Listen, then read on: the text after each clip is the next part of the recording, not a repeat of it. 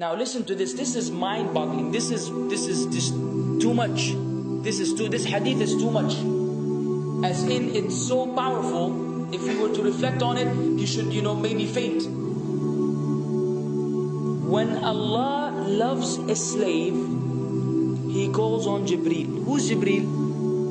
You know who Jibreel is? The greatest of the malaika, as far as Ahl Sunnah wal Jama'ah. The one whom when the Prophet ﷺ saw, he fainted alayhi salatu wasalam, because of his wings had covered the horizon.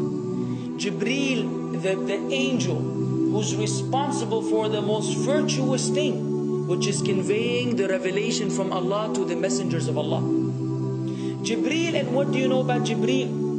Allah said, whoever is adu, whoever is an enemy to Jibreel, then Allah is the enemy to the disbelievers. Allah defended Jibreel in the Quran.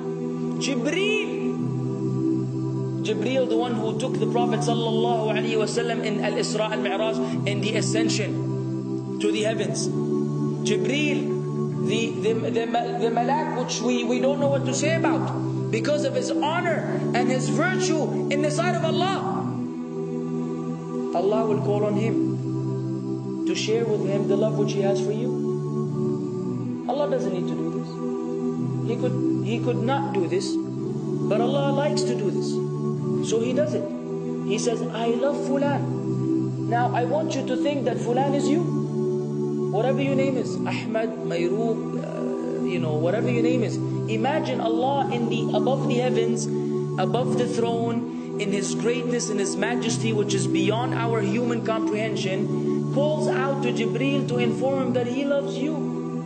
And not only that, فَأَحِبَّهُ, then He commands Jibreel to love you also. So Jibreel now loves you. Allah and Jibreel love you. But it doesn't end there. Jibreel then will call upon the inhabitants of the sama. Who are they? All the malaika. How many? We can't even count. Trillions and trillions of malaika which Allah created beyond our, again, human comprehension. All of them are commanded simultaneously to love you. First Jibreel says, Allah loves Fulan, so now you have to love him. Then all of the angels in the heavens love you. Then Allah will place acceptance for you on earth. So people will love you. Not everyone. You may be saying, why do I have enemies? People who love the Sunnah will love you. The people who love Allah and His Messenger will love you. The people who are upon the correct aqidah and methodology will love you. Other people may hate you because of a problem in them, not because of a problem in you. Because you may say, well, this fasiq, this evil, disobedient person doesn't love me. Don't expect him to love you. He loves people like himself. Who will love you? Righteous people. Righteous people. Well, they don't know why. They don't even know why. You've never even given them $1 or a rial or a pound. You've never done anything for them. Maybe you scream at them. Maybe you do other things. It's Allah. Why? Because Allah had loved you first, then Jibreel had loved you first, then the malaika loved you afterwards, then Allah put acceptance for you on earth, so people have no choice but to love you. We ask Allah to make us among them. Now what better than that? What else do you want? What else do you want? What? If you're a person whom Allah loves, in every movement you go, you do, you pray, you sleep, whatever you do, you are among those whom Allah loves and Jibreel loves and the angel loves. What else do you want, ya akhi? You're guaranteed success in this life and in the life to come. Guaranteed. No way Allah will punish you. No way. No way Allah will punish someone whom He loves. But the hadith doesn't stop. The hadith has a very saddening continuation, which we should seek refuge with Allah from. وَإِذَا أَبْغَضَ عَبْدًا, and if Allah hates a slave, He also calls on Jibreel. And He informs Jibreel that He hates this person. So He will command Jibreel to hate this person. Then Jibreel will tell the angels to hate this person. Then Allah will put hatred for him on earth. La ilaha illallah. Imagine you walking upon the planet, the face of the earth which Allah created, while Allah hates you, and the angels hate you, and Jibreel hate you, and the righteous people hate you. What a sad state for a human being. And ikhwan, we could be one of those as well. If you are prideful, arrogant, you are qualified for this hatred, because Allah does not love kulla mutakabbirin jabbar. Allah does not love the arrogant, the prideful. If you go against the sunnah, then Allah does not love those who go against the sunnah. If you don't observe taqwa, and you don't observe ihsan, and you don't observe tawbah and tatahur, then again we are disqualified. If you, many things which we can mention, many things which will bring about Allah's hatred and deprive us of Allah's love. It's a very sensitive situation, meaning right now, you have to be one of these two. Either Allah loves you or He doesn't. But there's always good news, even for those people whom we can be amongst. It's not too late because you're alive. It's not too late because it's Ramadan. It's not too late because you're breathing. Even if you led a life of someone who had attained Allah's hatred, if you were to return to Allah, then Allah will love you and be happier. He will be so happy with your tawbah than a man who lost his mount in the desert.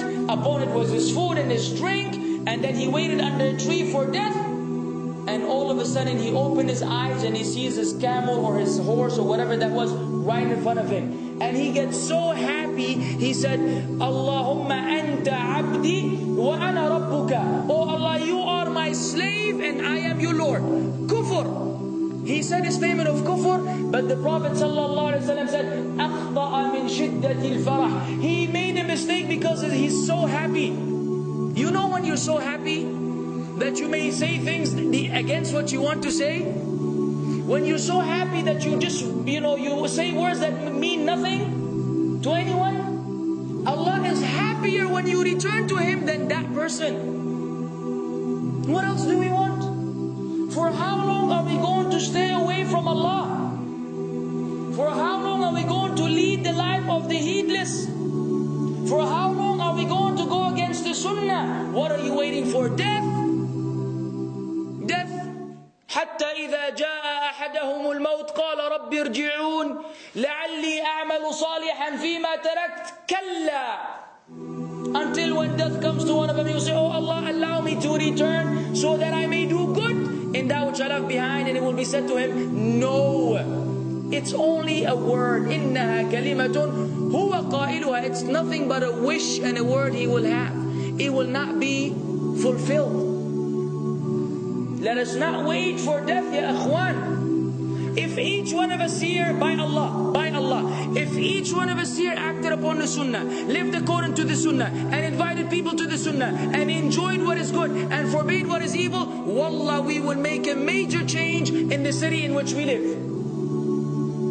And if Muslims hearing this all over the world had that same attitude, then we will change the condition of the whole ummah. So no enemy can come and play games with us. We will squash them, all of them. Because Allah will defend. إِن تَنْصُرُ اللَّهِ يَنْصُرْكُمْ وَيُثَبِّتْ أَقْدَامَكُمْ. If you aid Allah's deen, Allah will aid you and will keep your feet firm. But we don't even live according to the sunnah, let alone be given victory over the enemies. So we're being humiliated in everywhere we go in the world. So let us make that change. Now that Ramadan is here, now that you've been given this sudden inclination towards good, if we don't succeed, if we don't take advantage of this month, wallahi, we are losers. If Ramadan ends and you are the same way you were before Ramadan began, then one of us is a loser. If we don't return to Allah after Ramadan, then we are losers as well. So tonight, bi'idhnillah, always on our mind, attaining Allah's love, acquiring Allah's love, fetching for the sunnah, and acting upon it whenever we're able to do so.